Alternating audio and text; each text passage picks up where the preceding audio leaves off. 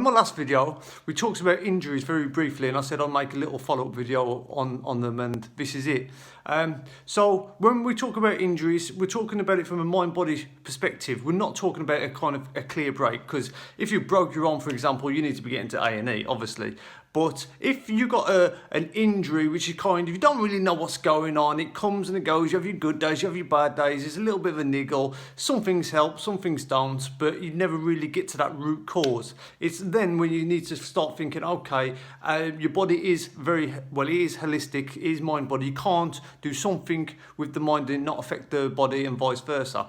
So the symptoms are always the end result. So you need to get to the root cause. So you need to go back and back and back, and then look at yourself and think, okay, well, what is going on? What's going on in my life? What's going on socially? What's going on psychologically?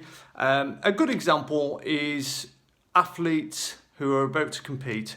They'll do the same motions day in, day out. Their body's adapted to it. They can do the punches, they can do the sprints very easily. They do it day in, day out. On the run-up to competition, there's pressure, there's relationship pressures, there's competition pressures, there's tickets, there's this, there's that, there's so much. So the body becomes quite tight. It's very difficult to pull a loose muscle.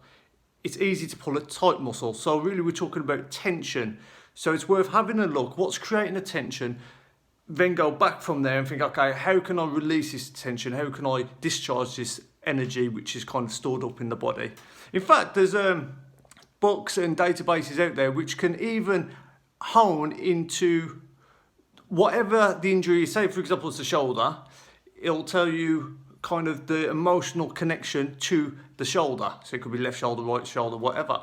And it's very specific. And the bits I've read are very good as well, quite accurate. Hope it helps. Bye.